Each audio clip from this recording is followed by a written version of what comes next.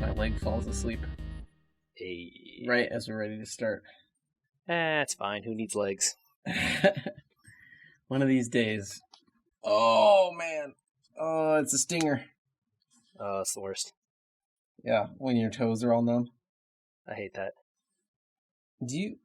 Some people tell you to rub behind your knee, but it never really helps me. Oh, I've never tried that before. I'll try it, I guess, next time I have one of those.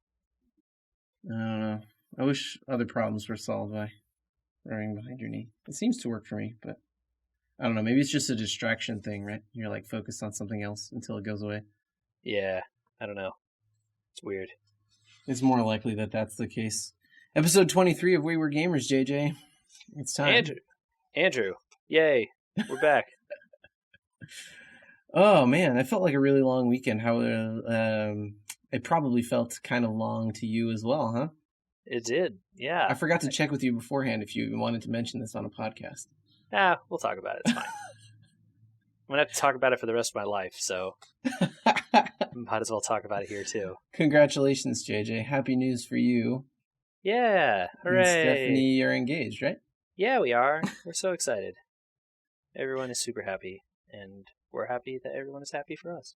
Yeah, I wanted to say so on a podcast, so hooray. Congrats to you, too. It's going to be awesome. Yeah, I'm super excited. She's super excited, so now we can not think about a wedding for a while. Yeah, you may not be, but she is, guaranteed. Undoubtedly, you're right. Well, since that's the only good and best thing that happened this weekend, we should probably just move on. Oh, only good thing. Uh-oh. Are we about to have a Bad News Bears podcast? No. I'm moving on from all the football losses and personal financial losses due to other problems. And yeah. Do we want to talk about some of those problems? Look, let's just like a little bit. We got to touch on it. I crushed my phone and I'm not happy and I don't want to talk about it. All right. Can you tell the story, please? Just real quick. It doesn't have to be funny. It's not funny. It's really sad. It's very sad. I didn't realize that the back of my car was literally a hydraulic press. The picture you posted on Facebook is astounding, actually, when you think about that it came from a car door. Trunk. A trunk, right? Trunk. I was using my phone as a flashlight. I had the wise idea to stick it into the crook of a tailgate. And you're distracted with children and other things, and sometimes your foot swipes on the door before you can remember that your phone's a place, and then by the time you remember, it's too late to get in your fingers in there and grab it without losing your hand. Yeah, that's... I think, I figured it out. I hadn't thought about this. I was thinking about how this happened. I was trying to figure out what was going on. You know what I blame? It's the foot thing. Shouldn't have got the foot thing. That's the problem. If you'd had to reach up and close it, it never would have happened. Technology is ruining our lives. Heard it here first. Mm-hmm. Boom. One iPhone at a time. Yep. So that's sad. I assume you have plans to replace it at some juncture. Yeah. I don't even want to think about the expense of that. I don't even want to tackle it with my brain or any other part of me. Yeah. It's an unfortunate expense. But speaking of phones, Andrew. Uh-oh. I bought a phone. You bought a new phone? I bought a new phone that is not here yet. What'd you do with your old phone? I still have it. Because I pre-ordered a phone, Andrew. Oh. Wait, I thought we weren't supposed to pre-order anything. Well, I pre-ordered a telephone. I don't know. Maybe I'm not supposed to pre-order phones. I don't know what the rules are for phones as opposed to video games. Fair enough. What do you pre-order? Not a Galaxy Note 7. No, God, no. Jesus. I don't want to blow my house up. That's a horrible idea. Do you know that speaking of, we're into the news section. Samsung stopped manufacturing that phone worldwide and is initiating a worldwide recall of all the units, including the fixed ones. Oh, wow. Because they keep exploding, even the fixed ones. Wow. Yeah, so that company's going to take a bath. I did not on know that that. they stopped and had recalled the fixed ones. That's so sad. I know people with that phone that have had it sitting in a drawer Yeah, waiting. maybe I should be like more clear. I don't know about the recall of the fixed ones, but they're gonna have to. They've told people not to use them, and they've also stopped making them. So, Wow. like, that's basically saying like, well, throwing all this money over the bridge, it's done. Wow. Yeah, yeah. That's something real bad. I don't know what they did to that phone, but man, whoo. Well, I'm guessing you pre-ordered a Google phone. That's correct. I pre-ordered the Google Pixel. I guess XL. Pixel. Yeah, the Pixel. So that it sounds like it's an HTC phone, like manufactured, but it has Google's branding all over it and none of anyone else's. It's interesting So because the last time they did a phone, it was a disaster. all of the phones that Google has made, all the Nexus ones, have been really great. I don't know what you mean by disaster. Wasn't? Oh, maybe I'm thinking of Facebook's phone. I Facebook's don't. phone was a disaster. Did Facebook make a phone? Facebook made a phone. Yikes! Mm-hmm. I didn't know that. That obviously was a disaster. Not yeah. Mm-hmm. It was a uh, disaster. so yeah, I'm excited for it. It seems cool, but it was also very expensive. You know, I was at a football game this past weekend, and at the tailgate, which is in Silicon Valley because it was a Stanford game, Mm-hmm. some people were talking about quote unquote probably getting phones soon. Wink, wink to each other because they all were working at like Twitter and Google and stuff. And I wasn't really paying attention because I was walking by these people. Mm-hmm. And now that makes a lot more sense. Yeah. So yeah, it's coming. I think I get it week before the end of the month, so like 2 weeks or something from now. Okay. Yeah. I'm excited. It should be cool. I hope it is. But I also get a free. I get a coupon to buy one of their Google phone VR things for free as a part of the pre-order. Whoa. I don't know that I want it or will use it, but I don't know. It's free. I'm obviously going to take it. Sure. Yeah. So apparently that part comes. You get a coupon and you go to the store and you buy it, and they like pay you back for it, and then it's like another month and a half or something before that shows up. So Oh, that's the way they get you to pay for the tax or whatever. yeah, something like that. I'm not sure exactly how it works. Yeah. Because they haven't done it. They just said, yeah, you're on the list to get one of these. Good job. Thanks for giving us your money. Wow. Hey, Yeah. I guess since we're in the news section, did you get an email? I got an email from the Nvidia settlement people or whatever about the GTX 970. Yeah, I submitted my claim already. Oh, okay. Was it Because easy? I have one of those. I took a I picture. do. Yeah, you also have one of those? I do. I have a GTX 970. Yeah. Oh, okay. Yeah. You should find it's well. It depends on how accessible that is to you at the moment. Like if you can get a camera in there. I, unlike you, have a very easy time getting a camera in there because I have a one-piece PC. It's all in one small box that's on my desk. So I literally just take the entire top shell off, and you can see the whole computer. Okay. Then yeah, just take that shell off and there's a specific little barcode or whatever with a serial number and stuff on it. Mm-hmm. Take a picture with that thing, and then fill out some legal form on a website that email should link you to.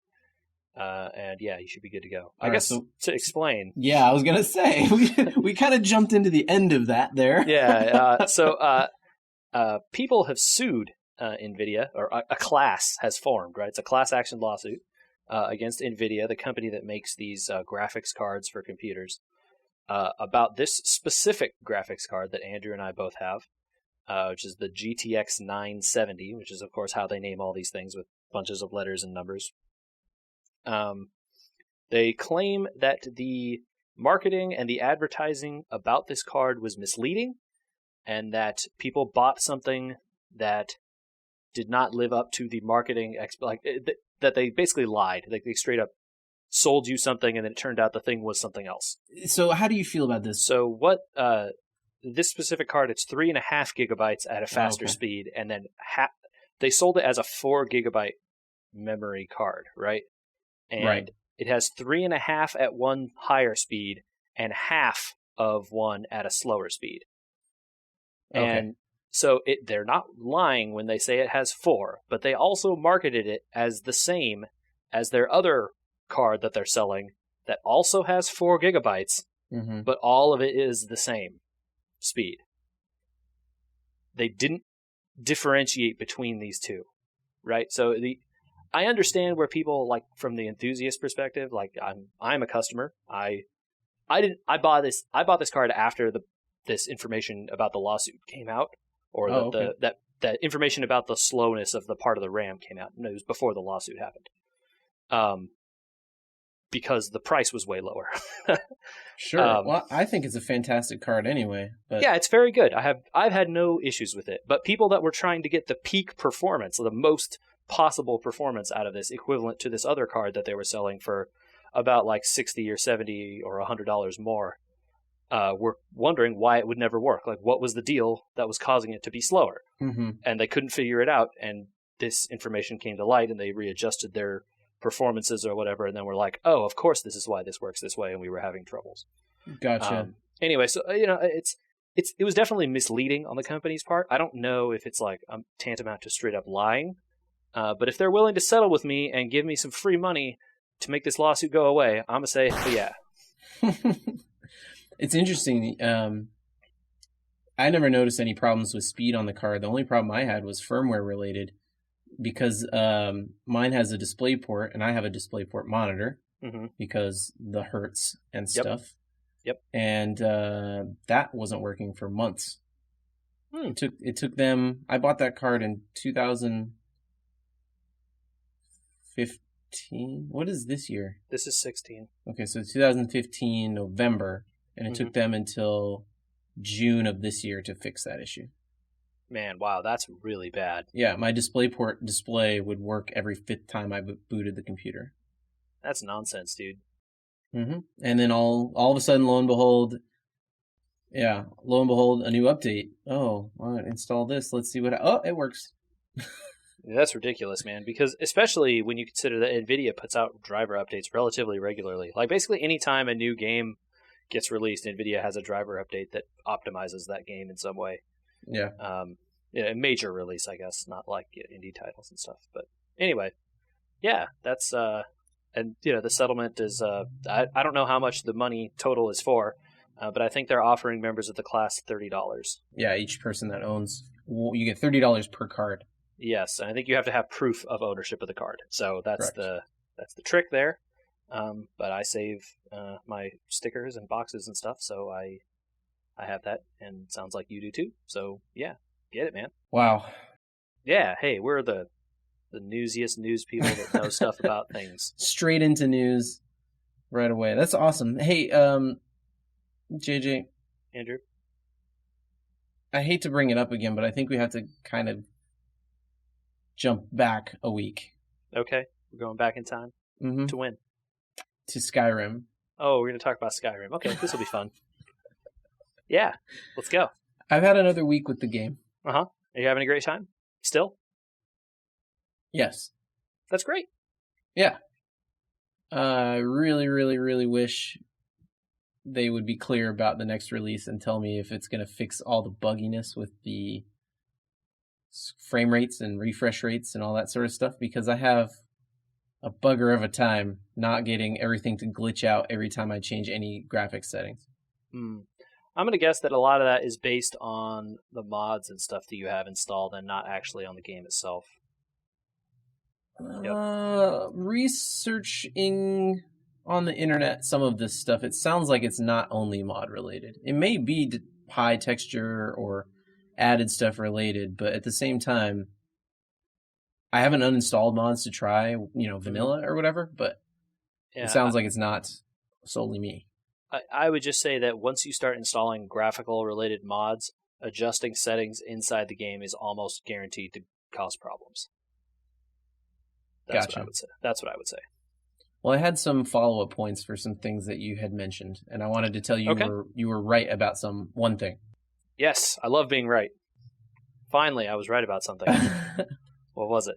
I walked into a town. And if you go into a small town in that game, it's an RPG game, and what do you do in RPGs, JJ? You walk around and you collect quests, Andrew. Yes, you do. You walk around and ask people for work. Mm-hmm. And in small towns, you go into the inn, and they're like, hey, go collect this bounty by killing this guy. Or other things, find somebody that's missing or whatever. Mm-hmm. Bring me 10 of these plants. In World of Warcraft, bring me 10 of these is basically...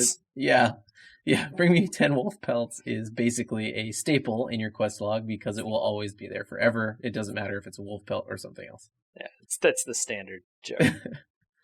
I was probably like, a couple good hours into the game, and I hadn't run into one of those until yesterday. Ah. What wolf pelt did they want from you? They wanted 10 bear pelts. Ah, those bears. Yeah, they wanted bear wolf pelts. That sounds like bad news, Andrew. Oh, man, I didn't want to take that quest at all. I was just so deflated when I saw that. Well, I believe you're allowed to say, no, I won't do this. And that was the point, my follow-up point to that was, it's the first time in an RPG game that I've felt the ability to say no to a quest because I seem to be leveling just fine without them. Mm-hmm. One thing I will go ahead and tell you, and I don't know if you've run into this yet or even know this about this game, is that quests are procedurally generated in that game, and it's an infinite amount of them. So at some point you will never run out of quests, so trying to do them all is literally futile. Now, you had mentioned that a lot of them were procedurally generated, but I've run into a lot of them, if you exclude go here, kill this, type of stuff. I've run into a lot of them that are extremely well scripted. Now, I'm not saying that all of them are. There are definitely a lot of content in that game is made and is very well done. But there are, I'm going to guess that bear pelt one was. But there are systems in that game to generate quests, a large amount of them. Okay. I'm not taking any more bear pelt quests. Yeah, don't do it, dude. You don't have to. That is the beauty of how that game is designed. Is that there's so many things. There's no reason for you to do them all unless you're insane. Okay. So 2 follow-ups to the quest thing. Okay. I really like, and it doesn't exist in many other RPGs that I've seen. Maybe you can correct me if I'm wrong here. Ambiguity. So I took a quest from a lady that said that people were trying to assassinate her. In the same town, the people that were trying to assassinate her told me to find the lady. So at a certain point, I had to choose where to go and what to do. So I said, okay, cool, I'll go try and kill your assassins. So I ran out into this, area of the map, and the assassins were there, and they said, hey, you've been manipulated. She's a liar. She's working for these other people. We're here to take her back and bring her to justice. Mm-hmm. There's literally no way to know who's lying. Yeah, that's cool. And you have to make your decision on the spot because it's either a fight or you turn around and go betray the lady. Mm-hmm, mm-hmm. I wonder what would have happened if you'd went back to the lady and would she tell you a similar kind of story, Yeah, well, I did go back to her and then led her into a trap, and they paralyzed her and took her back for justice. Okay, for justice. Yes. Nice. Mm-hmm. Well, because she apparently helped the elves, and I don't like the elves. Ah, okay, nice. Yeah, but I like that. I like that there was no way to know. Like even after it was over, it's kind of like, did I do the right thing? Well, I didn't. You don't get positive or negative points. Kind of like in a Old Republic. Kind of way where you I like to say those are I like to call those like BioWare style morality systems. Yeah, so that's the thing is like there's no BioWare yes no light dark good bad Paragon answer. Renegade kind of thing. Yeah. Like clearly you made the good choice or the bad choice. You're a good guy or bad. You're just kind of a dude out there in the world. Yeah, that's awesome. There are games that have that kind of stuff, not games like Skyrim usually.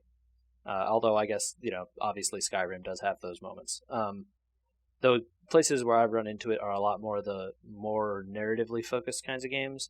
Stuff like Planescape Torment has it, Pillars of Eternity, Divinity Original Sin. Those kind of games have those kinds of choices where you talk to one quest person and they say, no, I'm being betrayed by the other person. You go talk to that guy, he says, no, these guys are lying. They're here to kill me. And you're just like, then it just pops up 2 objectives on your thing. Do one of them. Right. And you just kind of just get to decide, hey, I feel this way. And the game, at least those games that I mentioned, don't really punish you for choosing quote evil or quote good, whatever those are. In fact, in some of them, your characters are more or the party members you're with will influence who you'd want to choose, right? Because if you do evil things with evil party members, they'd be like, yeah, dude, this is awesome. Or if you do good things with evil party members, they might be less likely to hang out with you longer. Very much the Dragon Age style system. Yeah, or like they'll, at least in those ones I mentioned, I specifically didn't mention Dragon Age because I hate the fact that your companions will just straight up leave you in that game. In this ones, they won't leave, but they will get really pissed at you, and in some cases, that will have consequences for you later in the game. But it's cool. I like systems like that, and games that have writing that allows you to sort of explore the ambiguity spaces. Yeah. Now, in the couple you mentioned, I haven't played those specifically, and so when I was thinking about this, it kind of led me into a wider RPG discussion I wanted to pick your brain about. Sure.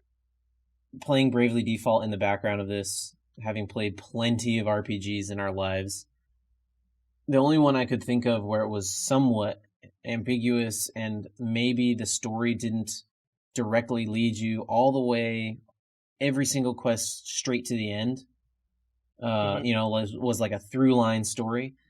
Skyrim, to me so far, I'm wandering around and like the journey is kind of like self-discovery. You go find more power for yourself and figure out what's going on, but also there's this rebellion happening and there's a sub-rebellion happening, and sure, it puts a marker on your map, but you don't have to go there.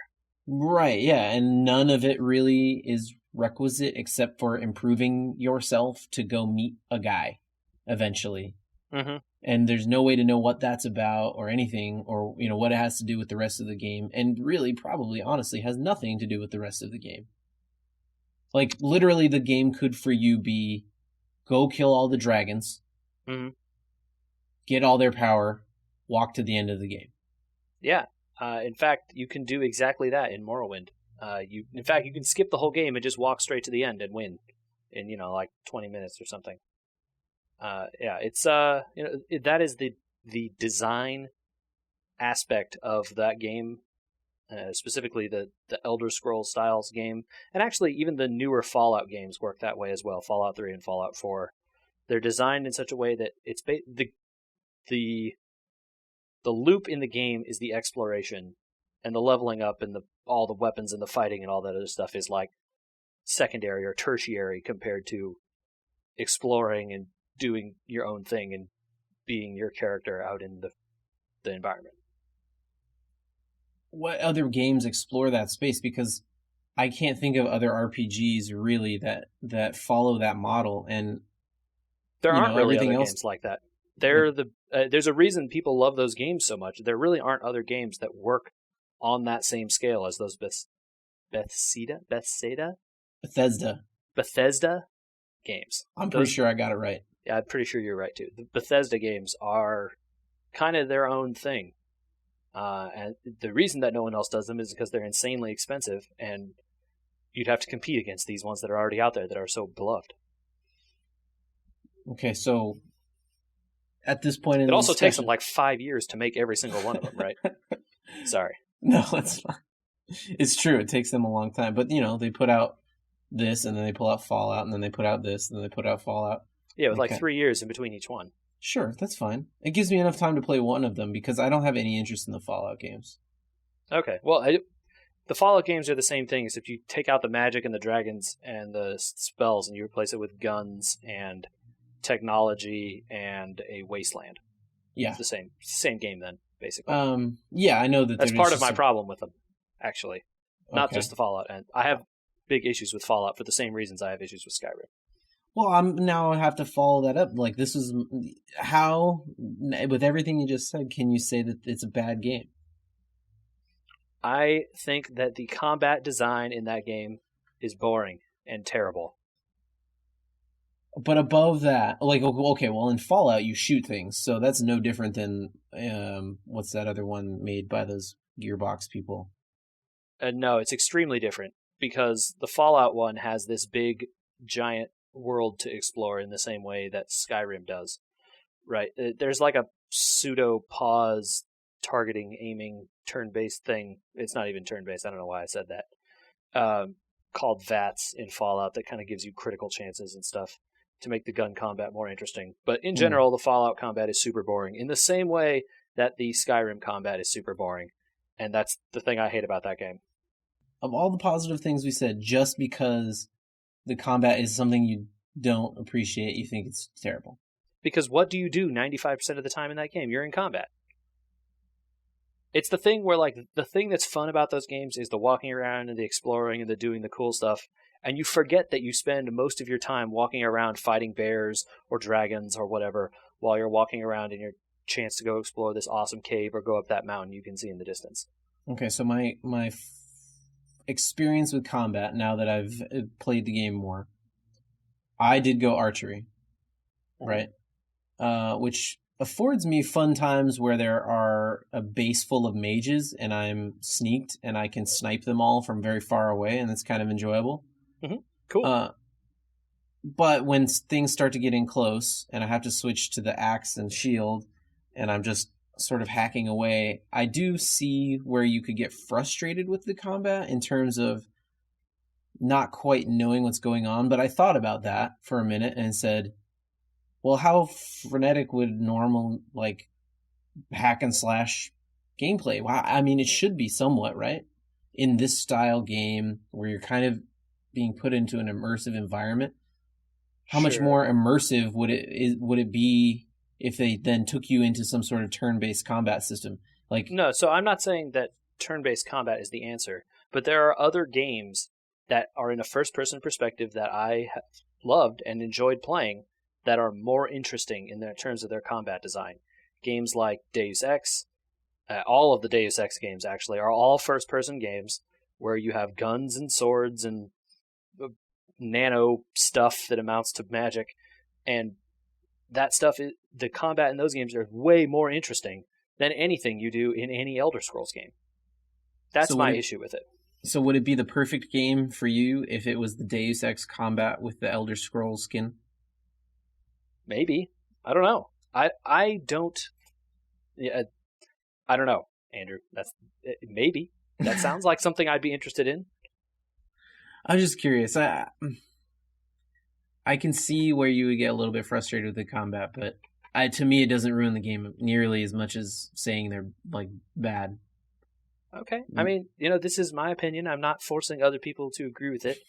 I'm trying to explain the reasons that I don't like those games. I also tend to not value super highly the exploration aspect of games in general, I guess. Oh, interesting. It's so refreshing to me after walking, off, being able, you can walk anywhere on this big map and go explore is not necessarily like something that I'm super into. Not that it's not fun to do sometimes a little bit, but like at some point I'm just like, okay, like what's my goal here? Like I don't need to just walk off into the wilderness for 10 years. This isn't exciting. And like it is exciting for a lot of people, and many people love that style of game. It's just not for me. Mm-hmm. Because there's no raid boss at the end. Yeah, or whatever. I want a goal, man. I play my games to get goals and to do stuff cool. And cool things happen usually when I do things, not when I'm wandering around through whatever, exploring this hill. Well, that's not entirely true. I think that's part of the allure of it is, like, what cool thing will I find going out here? It's a different style of thing, right? You're talking about I'm talking about like a narrative-driven, like a focused kind of experience, and the exploration is its own different kind of experience, right? You can do whatever you want in this kind of playground is a different thing. Well, you want to talk about narrative-driven and letdowns. I think you should talk about what you've been playing this week. I have been playing Batman Arkham Knight a bit more. Yeah, man. That's my fear, right? Is like there are plenty of games. Nice save there. I like that. Muted that halfway through. That'll be enough. You just edit this whole part out right now. No, I think I'll leave it in. That was a great save. I just heard and then it was gone. I was like, wow, he saved it.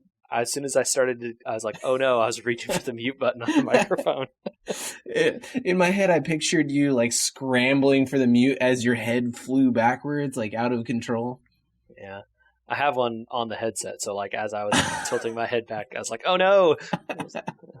All right, well, Oh Ash, man, there's the production minute, guys. there you go. See, so this is my argument sometimes against games that try to be overly narrative. Mm-hmm. And I have a follow up to that, and that there are great narrative experiences Yeah, there in are these lots types of of them. games. But more often than not, you're just kind of let down, and thus Arkham Knight. So the problem I have with this game is actually all the open world aspects of it. I wish that they would just give you the narrative experience like you had in the first couple. The very first Batman game is still my favorite one for these reasons, right? I don't value being able to fly all over the city as Batman, even though the flying is cool and fun. But I don't think it's cool. I don't enjoy exploring the city to find the little hidden Riddler locations, or fly around to find the next Catwoman thing or whatever. I Oh, don't. really?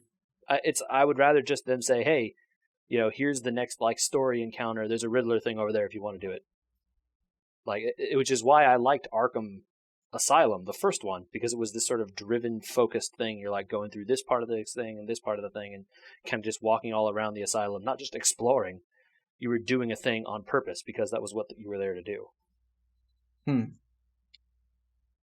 my take on all those Batman games. And that said, I'm still playing this Batman game because the narrative parts of it are still fun.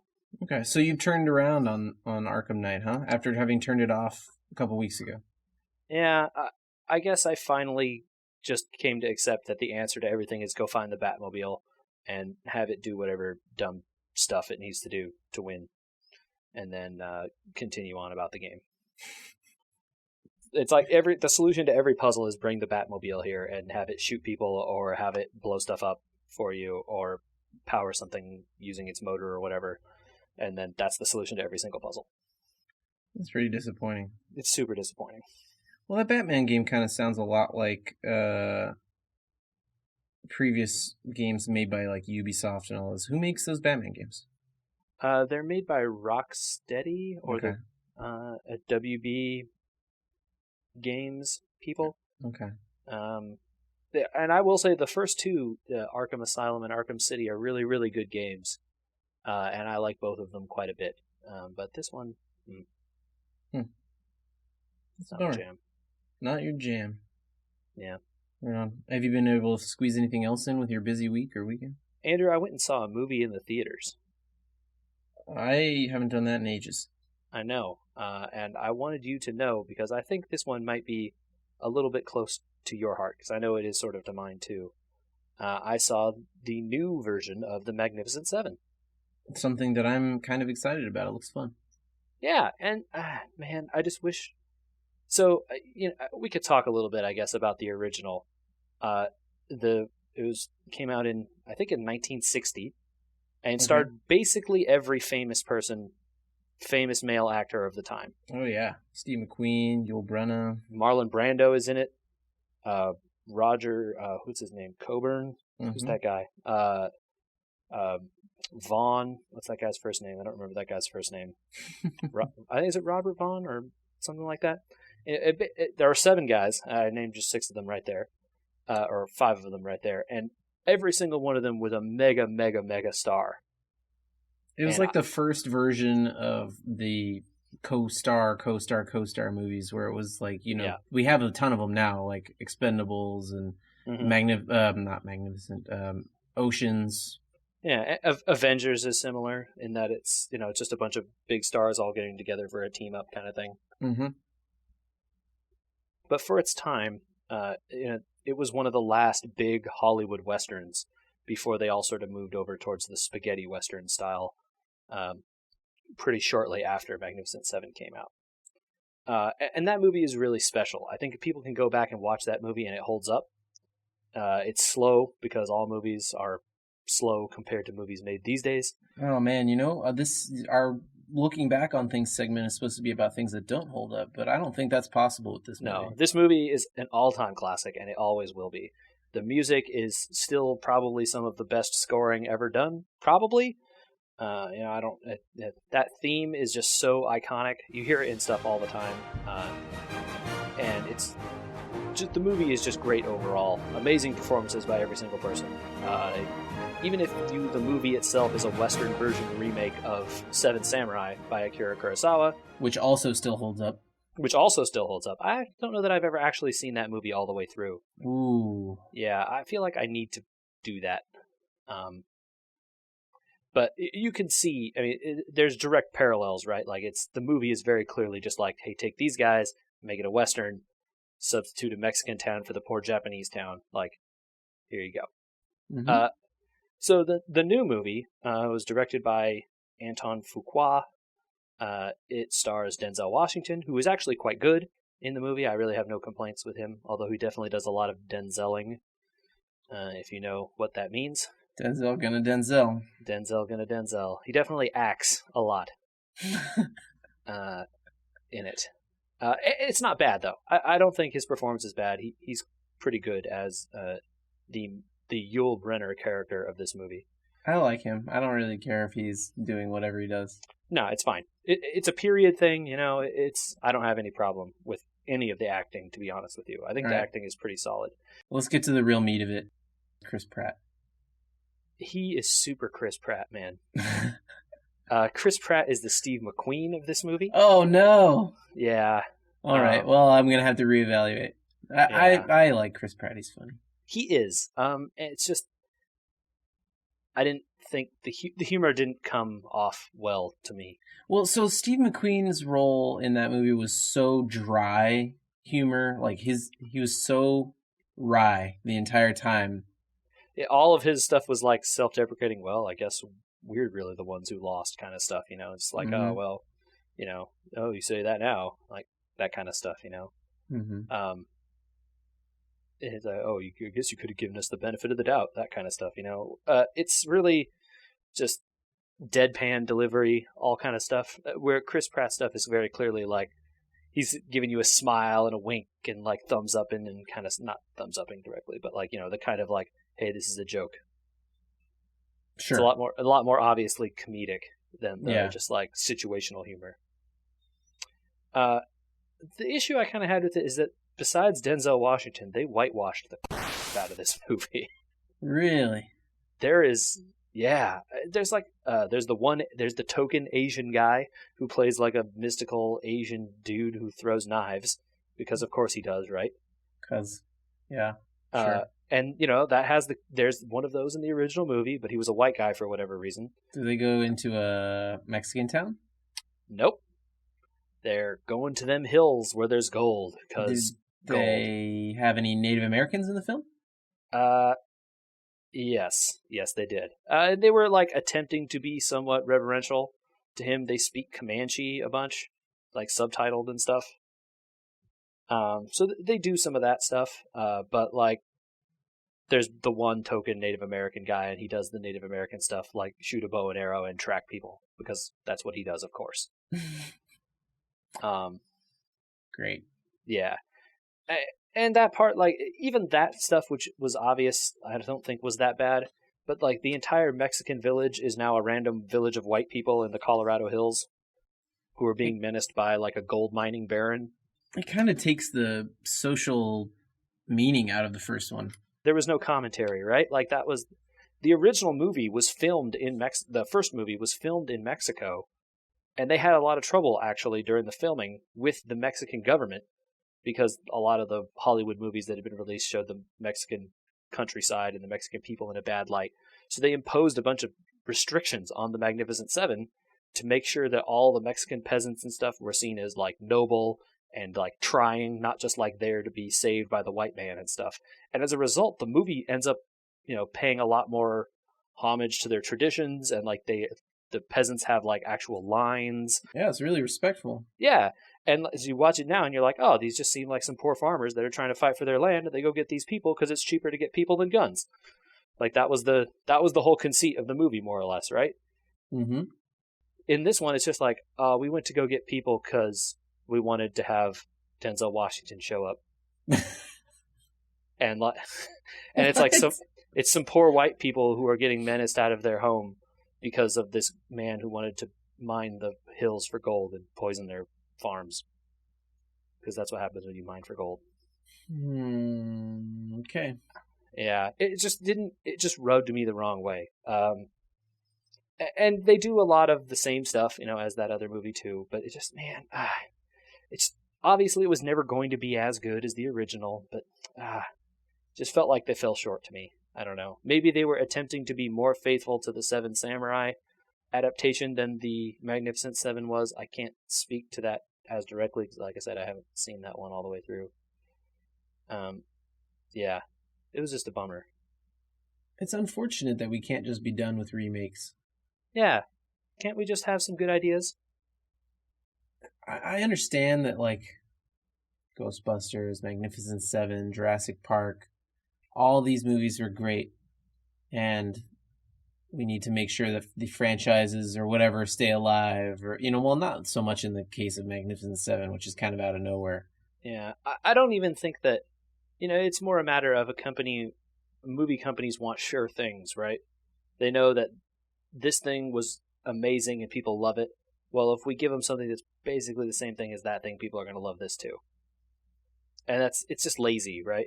Or not just lazy, but it's creatively bankrupt, I guess. Right? You're just like, oh, I'm just going to make this because the last time it did good. It's certainly a paycheck argument, right? Totally. We know that we will spend this much and get this much from this film. And I will go ahead and say that I'm pretty certain that that's how all the major movie studios approach their films, right? I can confirm that. They start with a budget and go, how much money can we make back on this investment?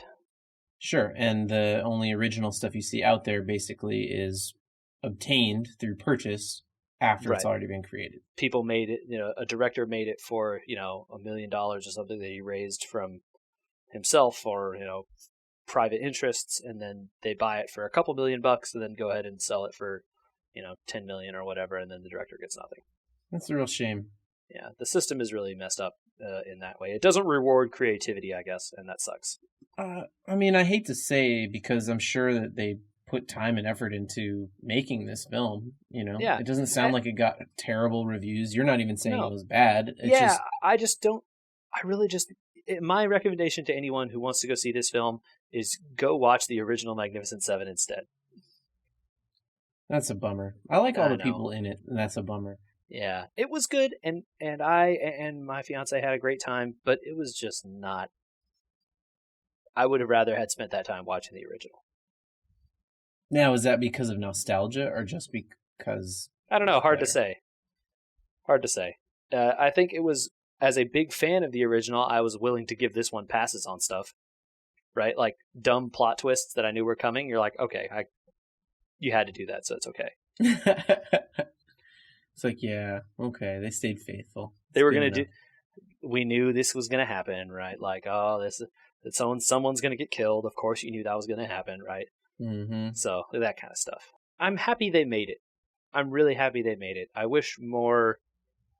I kind of like Westerns, Andrew, I do too. I was literally just lamenting to somebody a couple weeks ago that genre is kind of dead. You know what movie was really good recently? True Grit is a really good movie, that new one. That movie wasn't as recent as you think it was. Jeff Bridges, man. The movie's all right. Was it like 5 years ago now, probably? At least. Jesus. At least 5 years ago, I think. Well, shut up. Everyone go see that. It's good. I think it's maybe more than that old. I'm not going to look it up because it was a disaster the first time I tried to look anything up. But because of the release of that new show, Westworld, on HBO, which is related to a Western-ish sci-fi film. Starring, do you know who? Go ahead, JJ. Yul Brynner. There you go. He starred in that movie. He did. There were a couple other people, but so it's a sci-fi film. Mm-hmm. But it's also a Western. I know the premise. Yeah. Yeah. And this new show on HBO supposedly is tertiarily connected, although it seems pretty more directly connected than they're saying. Anyway, so because of this movie coming out, I was lamenting that the genre of standalone westerns have kind of died out. Yeah, I think people like to say that it was it's a function of westerns are a reflection of the American kind of psyche at the time. They're very Uh, hopeful usually. yeah, the Magnificent Seven actually ends on pretty big bummer. So that's they're not. It's not super hopeful at the end of that one. Well, but Um, but but most but westerns are yeah, most generally westerns, yeah, the lone man gunman rides off into the sunset, to continue his wandering journey of lonesomeness. I wonder now maybe whether westerns kind of had the aspiration that we were continuing to aspire to raise ourselves to new things, and Mm-hmm. a little bit of it might be kind of cultural in terms of I'm trying to figure out how to say this. It doesn't embody the going forward that we have to do now, right? Yeah, I think that's a fair thing to say. I mean, a lot of it was taken up with the time. The West was this wild, lawless frontier area, and these gunmen would come in and right the wrongs of this small town, And more by than that, being heroic, cool dudes, and doing their lawful but yet not following the law things. And I don't know that all that stuff necessarily plays as well as it did. yeah, especially since a lot of it is actually, in a weird way, kind of that manifest destiny style mentality of subjugating the land and Totally. bringing the world to heel to help move in some Uh, cases the white man, yeah, obviously, not always. at least in most of those movies, very frequently the white man. Yeah. Yeah, I still hold on to Silverado as my argument because Yep. Danny Glover's in that movie. Yeah. Hey, you never know. But yeah, by and large, right, the progress of quote civilization unquote. Yeah. Yeah. And obviously a lot of those themes don't play. But I think this movie was fair, at least in most respects, to people of other kinds of creeds and races. So I don't, it's definitely possible to make them with modern sensibilities. I just feel like maybe the genre doesn't fit so well because people aren't in that state of mind anymore. Can I make a statement that would make my grandfather spin in his grave? Okay. I think the new True Grit is better than the old True Grit. Ooh. Yep.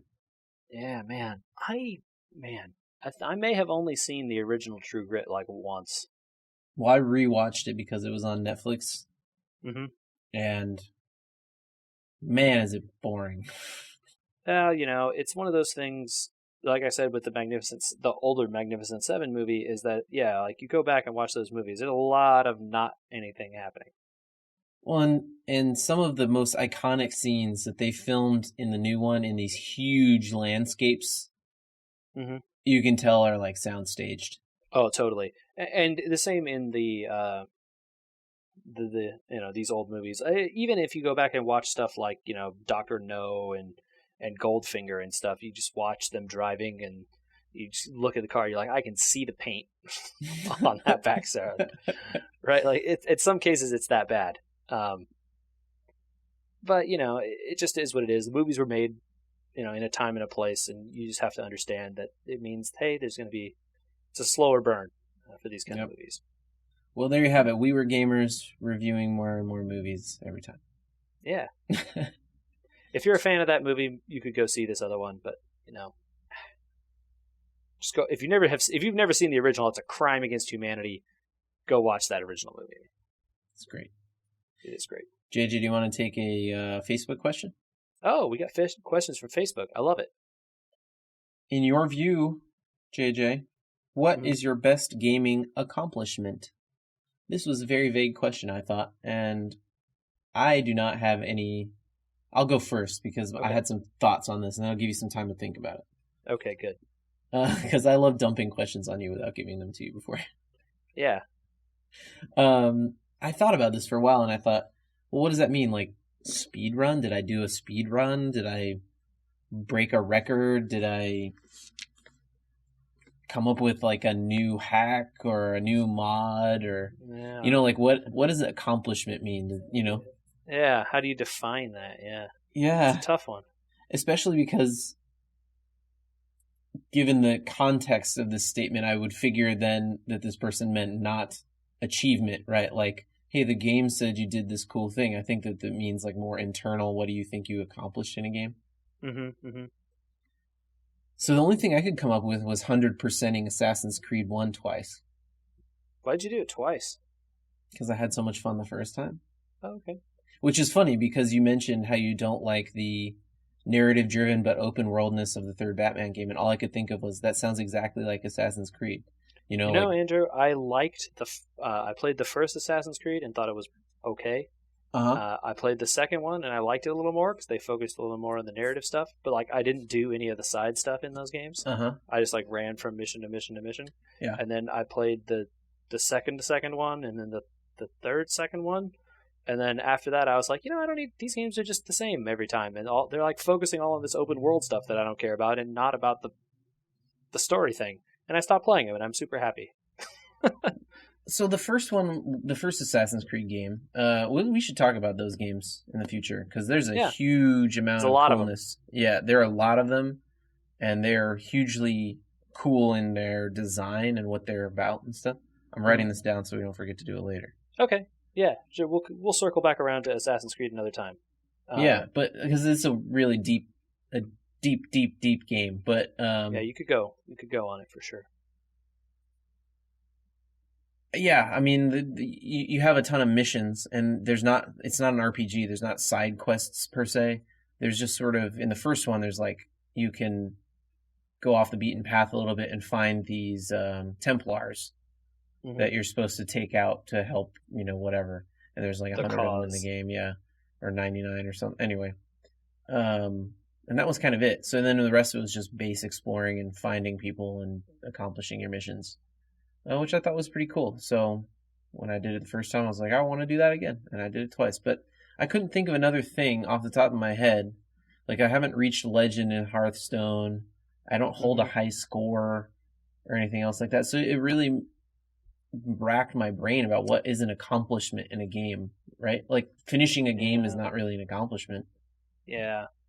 I would say if I want to go back to like, true accomplishment stuff, it would have to be stuff that I did in World of Warcraft, because all of that stuff is probably the most accomplishment, I guess, because it wasn't just me, right? It took a team, and we had to, get together and communicate and execute this one specific boss fight.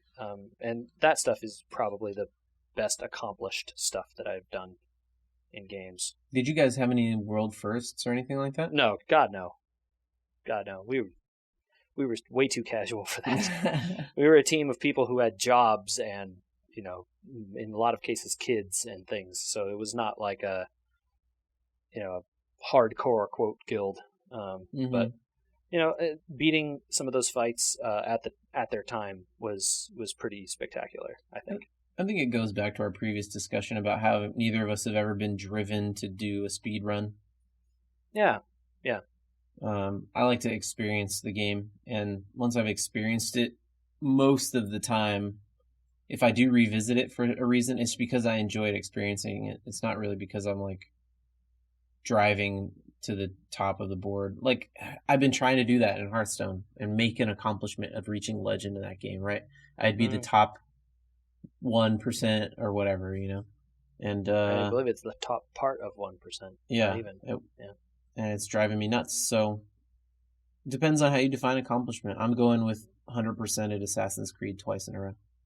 Yeah, if you're gonna like twist my arm and make me come up with like a specific single event in World of Warcraft that was coolest, I would say beating Kael'thas on 25, or was it 25 man at the time, or was it still 40? It must have been 25 man the first time. Yeah, that was pretty cool. Dude, I got a better answer. My best gaming accomplishment is starting a gaming podcast. Ooh, that's a really good answer. Boom, meta answer. Boom. Tell people how to get a hold of us, JJ. People who want to contact us can send an email to podcast@weweregamers.com. which is a website. Also, www.wewergamers.com. You can go there and check out our podcast and stuff. If you wanted to find our podcast, you could go on the Google Play Store or on iTunes, after which you should leave us a sweet review of 5 stars.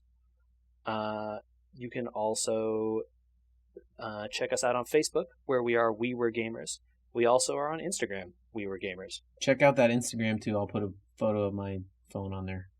Oh yeah, you should. That's a good idea. When my new phone comes, I'll make sure to put a photo up too. Maybe I might have to wait to get a phone to take a picture of my phone to put it on Instagram. Yeah, you're right. That could be tough to do without a phone. So at some point there might be a picture of my phone on there. That would be like the first picture in a couple months. So. Okay. Well, like I said, in a couple weeks, my new phone will be coming, so I'll have pictures of that up there too. So. Sweet. Well, that was another fun episode, JJ. But let's get out of here, and I'm gonna Skyrim, I think. Awesome, dude. I can't wait to hear about your journeys in Tamriel. I think you got it right. Although I'm only in Skyrim, but Tamriel is Is Tamriel the world or is Skyrim the world? No, Skyrim Tamriel is just the north, right? Yeah. Mm-hmm. Okay. Gotcha. Exactly. I'm sure you can't wait. I can tell. It'll be cool. Let's get out of here.